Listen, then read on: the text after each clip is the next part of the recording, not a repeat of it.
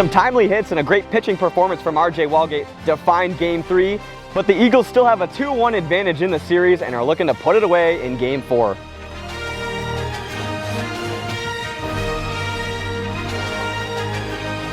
Hello everybody and welcome back to Mercedes-Benz Stadium in Atlanta, Georgia. I am Kyle Schultz, this is TC3. This could be the final game. I said that last time and I'm gonna say it again, the Eagles are trying to win it all, but the Magic are showing some fight right now, aren't they? They're showing some fight, and this is where very interesting and important bullpen decisions come into play. I have no idea which way these two squads are gonna go. I think if they do put Blade out there, it shows a lot of confidence in this Eagles offense and in Blade Walker. If they go to Dallas, I think the Eagles are on their heels a little bit. And for the Magic right now, I think it's still undecided, but I imagine they will go with Walgate, right? I think you have to. Backs against the wall. He just pitched so well in Game 3. That one mistake to Dallas was it. So I think you got to go back to your ace in Walgate. Yeah, for sure. But without further ado, guys, here is Game 4 of the World Series. Here we go, Game 4 of the World Series. RJ Walgate back on the mound. Zach, come on, great!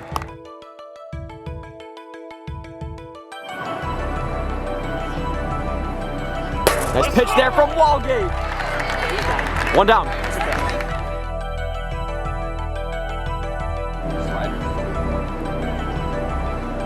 Ball low again. RJ's hitting that same exact spot on the back pole. Yeah! Nice pitch there from RJ Walgate. Strike 3 on Dan. Say hi, 0. 2 down for Landon Urgitis.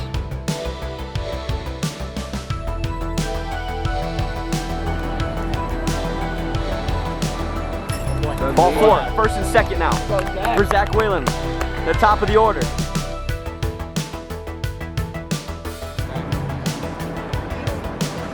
Swing and a miss. He got him on strikes. Dirty slider. Got Whalen lunging. We head to the bottom of the first, and yes indeed, it's Blade Walker taking the mound.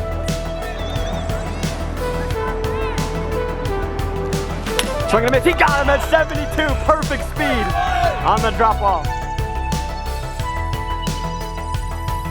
See him well, babe.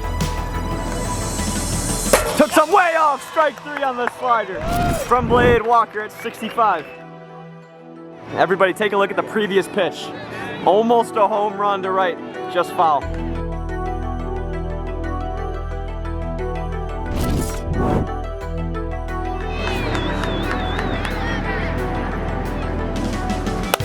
Ground ball fair to the left side. It's gonna be a single for Jack. Attaboy, Jack! Their first base runner in Game 4. Let's go. Outside again. Ball 4. First and second for Grant now.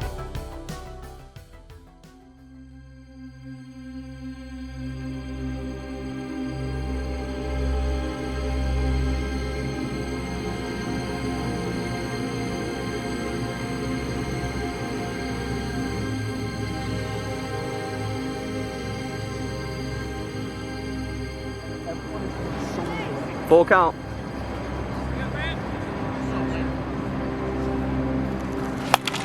To center field with some carry at the track. Whalen right in front of the wall. And the Eagles get out of the inning. That is big for them. Miller just missed it. It's a game of inches, folks.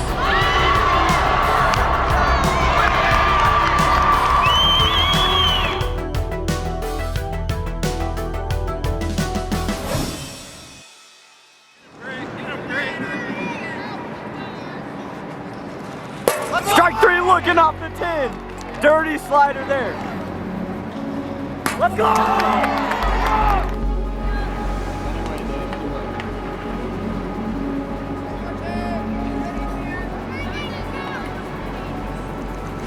Swinging a ground ball to the left side. Miller, clean.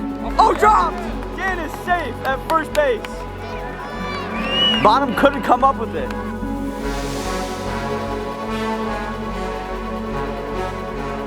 Go, man. Swing and a miss. Walgate gets him. 2 down. Come on, man. Got 2.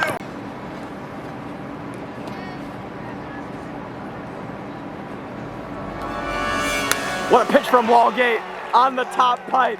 Strike 3. We head to the bottom of the second. 0's on the board. Come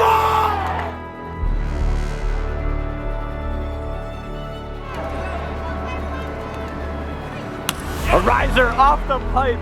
Strike 3.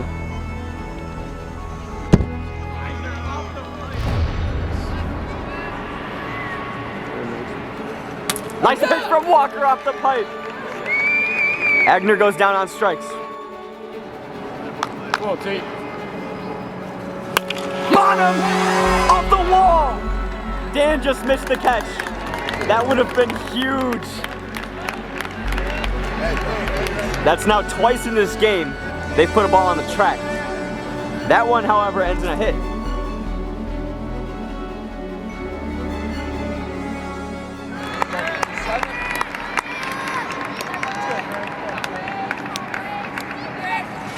Tipped into the zone, strike 3! Blade Walker strikes out Grant Miller on the tip third strike. He gets past one of the best hitters in the league, maybe the best in Grant Miller. Walgate back to work. Go down. Swing and a miss, he got him on strikes. One down in the third.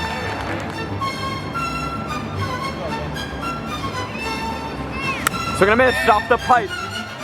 Dirty pitch from Walgate. One down. Got him at 72. Softball off the metal. 1, 2, 3 go the Eagles in the third. If the Magic win this game, it's gonna be a walk-off. We head now to the bottom of the third.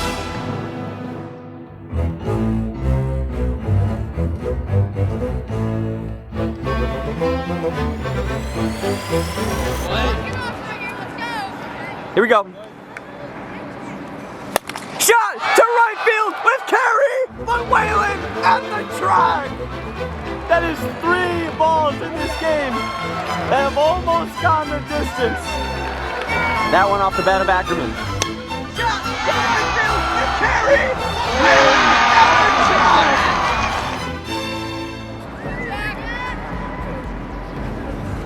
Swing and a miss. He got him on strikes. Nice pitch there from Blade Walker. Low. Ball 4 to bottom. Brings up Grant Miller. We'll see what they do.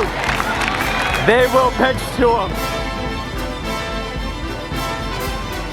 No balls, 1 strike on Grant. Ground ball fair. Down the line. In play. Bottom will get to third. Grant to second. And now the hitter will be A.J. Ackerman.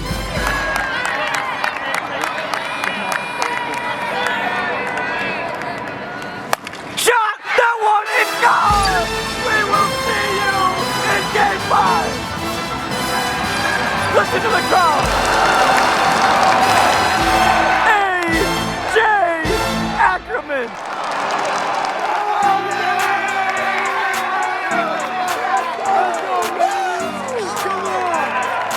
3-0 final score.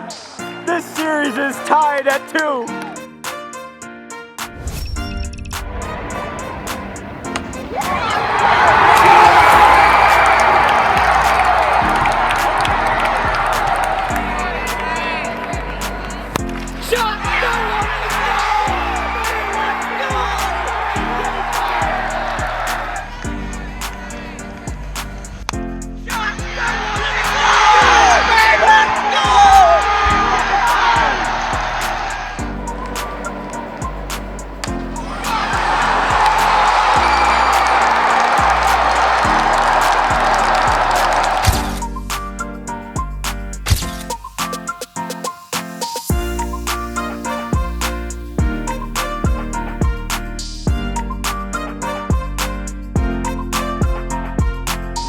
All right, I am here with A.J. Ackerman, the Game 4 hero, to send it to a Game 5. I just want to know what you were looking for there, and then when you hit it, talk about the crowd reaction too. Yeah, well, I'll just start with the crowd was electric all game. I mean, your dad made a catch and they went wild too. So they did. They were on fire the whole game. But yeah, it was just, I mean, he got down 3-0. So, and I saw he threw that drop the pitch before, so figured he would possibly stay with that. But I don't know, just reaction. I was seeing him well enough, so. Yeah, felt good. And how excited are you and the squad for Game 5? I mean, we're ready. We're ready. We got, I think RJ's going to go back out and shove again. And I mean, down 2-0 to 2-2, game 5. I can't wait. Yeah, I mean, come on. It's going to be unbelievable. That's the next video on the channel on Friday, guys. Friday the 24th, of course, will be game 5. But thank you for watching game 4. Subscribe in that corner and see the last video from us in that corner. All of our links in the description below. We'll see you next time in game 5.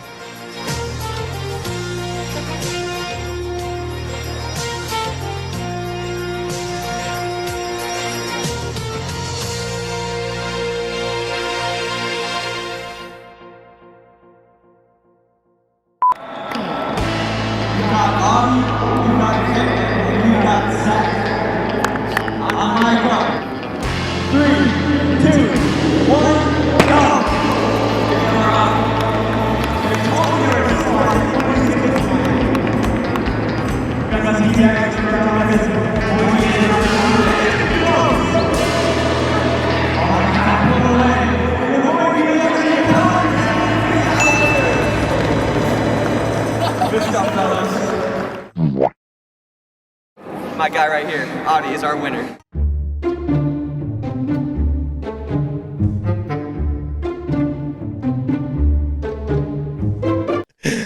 Maybe we're finally getting over the crack. Someone said, Are you hitting puberty finally? Someone said the mustache eliminated the voice crack. I saw that in the DM. I hope so, but now I'm snapping. If that's or what popping, it takes, whatever. that mustache is not going anywhere. Yeah, I might have to keep it at this point. Gosh. Thanksgiving is still up in the air, guys. Jack says it has to happen. I don't know. It's staying. I got to go out this weekend for a birthday. Good. I don't know, Jack. Good. I don't know. I don't know. Back on track. I found it funny how all you guys were like little kids. You're about to play a big game, World Series, in front of a crowd. Yet the videos start playing, and all you guys like huddle to the front of the tunnel to try to watch it on the scoreboard. Oh, You yeah. hadn't seen them yet. Mm-hmm. And I bet you that sort of stuff happens actually more than you think in like rookies on NFL teams, or like someone gets called up to the MLB and it's their first game because they never experienced stuff like that and they want to see what's actually happening. Yeah. Even though it's a distraction, but I bet you that happens more than you think. Well, you see it too on like, some of those mic'd up segments or even like replays in, Oh, I'm yeah, and they're specifically watching. thinking like NFL Yeah. games, but you can see that they're clearly looking up at the big screen and they're, joking with whoever's next to them or, even if it's like something bad that they did and they're rewatching it again, just being like, oh. Yeah. But yeah, that was just another part of it where it's like, I'm up there. You know what Yeah, I mean? It yeah. was crazy. Mhm. It was so crazy. But yeah, just like a really surreal experience running out there. I know. You guys were pretty easy to follow with the camera. You kept a nice, cool, calm, and collected pace. The Eagles just went charging out. I See- had a hard time keeping up. Yeah, we would do this when we warmed up for lacrosse games. We would do this like run out onto the field and then kind of like run around the half of the field, like our segment Okay. before we started warming up. And that was my least favorite part of the warm up always because most of the team would come out there and they're just like Guns a-blazing. guns out, like dead sprinting. And that just like, I always felt like I was gonna pull something there. Like I'm not warmed up yet. I was more of a soft jog guy also because I would just get out of breath from that quick sprint. So Yeah. I was looking to be same thing Take here, it like in. a soft jog, take it in, you know what I mean? And then I ended up getting sort of the tail end. I ended up being like one of the last guys out there because you enjoyed the moment. I was the slowing most, down. probably. I tried you to did. enjoy the moment. The The Eagles- Eagles were Yeah. our balls of the wall. They were a tough bunch to try to manage and to have them follow instructions. But anyways, yeah, that was exciting. And then I think the next highlight of the warm-ups was the national anthem. Got a lot of comments about how Trevor did dirty by me. And You it's did my boy unfortunate. dirty. As a fellow short man, I would never do that to a guy on purpose. You know what I No. mean? Never No. would. But first of all, Trevor, I gotta point the blame at you for a second because why stand next to RJ in the first place? You're just asking to be put in a bad spot. Like any Well- picture I ever take, it's like, don't put me next to the tall guys. So that makes me look even worse. In his defense, it was just how they announced. Oh, okay, you're right. It was just how they announced. So they announced. So it's actually your fault, batting order. right. It's actually my fault. Okay. They announced the lineup and then they put Yes. AJ and RJ on the end there because they were the Yes. only guys not in the lineup. So Yes. it was taller guy, Trevor, and then the rest of the lineup. Yeah. So So that's on me. Sorry, Trevor. on top of that, I'm we can't redo these takes. We're doing everything in live time now with the cameras. So the anthem starts playing. I quickly race over, flip off my hat, and try to get the shots we need before the anthem finishes. So I'm zoomed in pretty tight, everybody's faces, and I'm moving across quickly. I'm not really paying attention to who's next in line.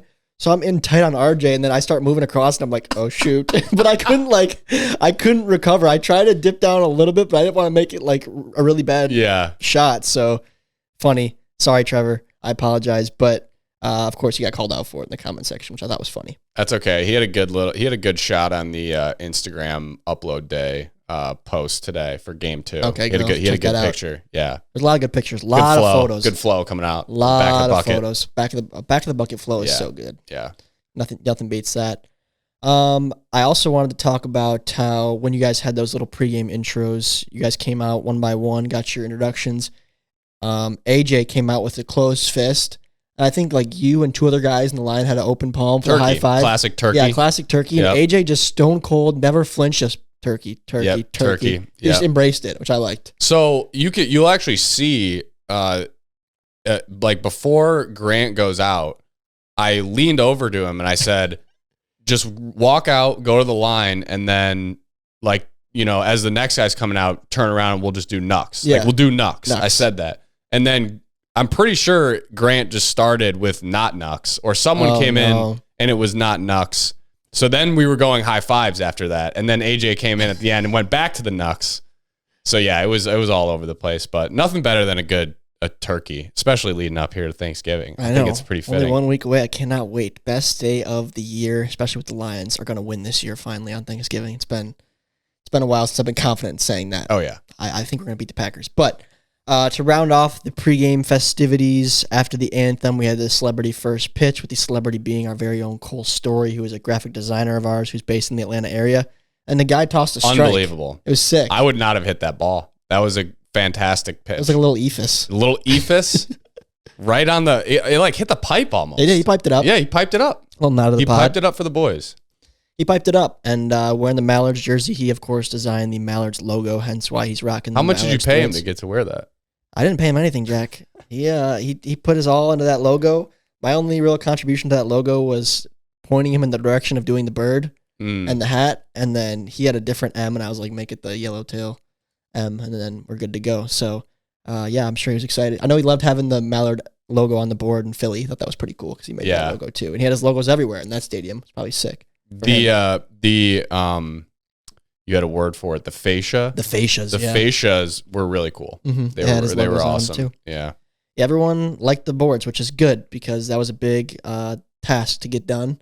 And to have them all up there, and everyone's like, "Oh, the stadium went all out." Like, okay, we did that, but of course they were willing to accommodate our request if we were to back it up on our end. But still, very cool. I thought the board looked cool. It's cool seeing it in the background of all like the GoPro shots, and having the videos is awesome. And I feel like that wouldn't have been the same event without the scoreboard. Even though it seems like you could do it without it, it's like, can you? I don't know if you can. No, it's not the same. I don't know if you can. I don't know if you can. But let's get into the games now a little bit here. We'll start with game 1. I feel like game 1 can be unpacked much, much quicker than game 2. So we'll fly through this one a little bit, Jack. Yeah. We already talked about the highlight. Landon Urgitis, 3-run shot. One thing I noticed immediately was just both pitchers looking very uncomfortable. Both Dallas and RJ wild to start the games, which is unlike those two. Yeah. So we saw a very similar thing. I won't speak as much on Dallas, but from my perspective with RJ, we kind of saw almost the exact same thing happen in St. Louis, where he came out, didn't really have his best stuff, and that ultimately led to a game 1 loss for us. He didn't. I think that might have been his only loss on his record this year. So it was very eerily similar. Actually, after he warmed up with the game ball in Atlanta, RJ came over to me because I'm not really he really was talking to all of us kind of on the sideline there, but he was just saying, if Dallas is throwing any sort of screw ball, any pitch that's screwing, if you can see how he's holding it, let me know how he's holding it so I can try to get the ball to screw. Because, we've seen it. I'm not giving any secrets away. Like, RJ has a really nasty screwball, and it's one of his kind of go-to pitches, and he just couldn't get it. He couldn't get it to work. He couldn't throw that pitch. For whatever reason, above my pay grade, I don't really know why, but he couldn't get the ball to screw. And So yeah, Dallas, I think, adapted a little bit better to the ball because I could tell Dallas didn't really like the ball either.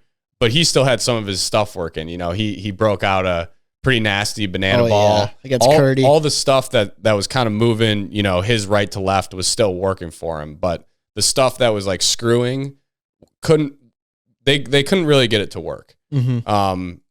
And then, you know, obviously Landon said that he was kind of shopping slider and was waiting for it. That's all RJ was throwing because he couldn't throw anything else.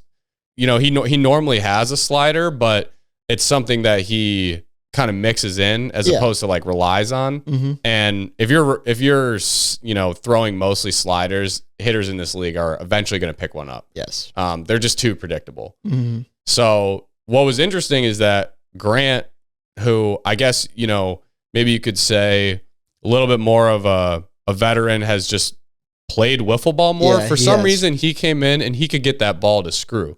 He was throwing a screwball. He was throwing a slide drop in there. And, you know, he came in good in relief. He did what he needed to do, which was the same thing that happened in St. Louis too. Very, very similar. So it was very similar. Like I said, ultimately, like the Eagles they executed more than we did in that game. After the game one, it couldn't have been more like, just forget about it. Like, who cares in our dugout after like losing the game one? Because like I said, we had done that. It felt like so many series this year. We just lost the first game and then like we're able to bounce back. Like we did against the Gators. People forget that we just got absolutely shelled against the Gators, our first game of the year. That was Grant's first game as a pitcher in MLW. Yeah, that was a rough Got one. absolutely rocked. We lost game one against the Wildcats, won that series. That was RJ's loss, by the way. St. Louis was actually Grant's loss. But okay. So there's the stat. Mm-hmm. Lost game one against the Cobras, still won that series.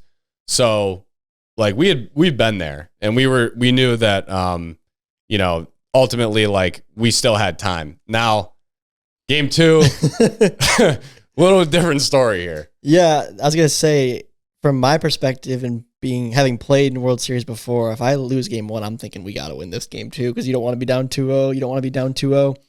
But again, just more pitching struggles was the first thing that happened in game two. Blade couldn't find it. Bonham couldn't find it. Top of the first, Bonham walked the first three guys he faced. So again, I'm not blaming the ball. I'm not going to blame the ball, but I'm just telling you, I'm trying to give you guys like the inside of what was being discussed in the dugout and like the behind the scenes.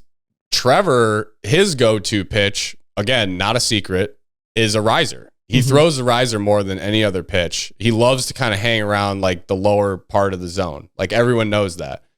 He couldn't get the ball to rise. Like he couldn't throw a riser. He told me, he's like, I can't throw, like it's not rising.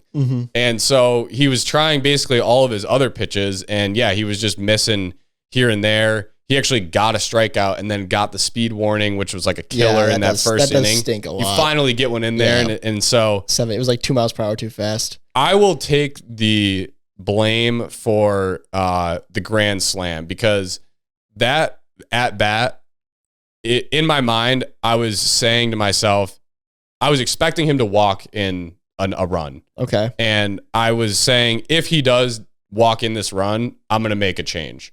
And it was that at bat that Landon hit the grand slam. And so ultimately, I guess I should have just called it there. Obviously hindsight's 2020, but I didn't want to leave Trevor out there when I knew his stuff like wasn't working. It was pointless to leave him out there. So I should have pulled him earlier.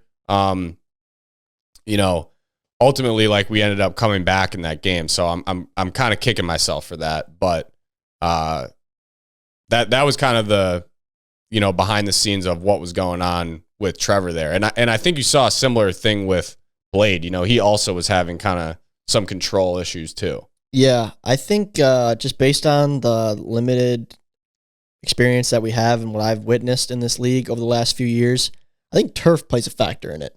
I think turf just something to do with, whereas the meadows on our turf mat and the dirt backstop and the wood, whatever that is there, I think it plays more in favor of the longevity of the ball versus playing on a turf surface.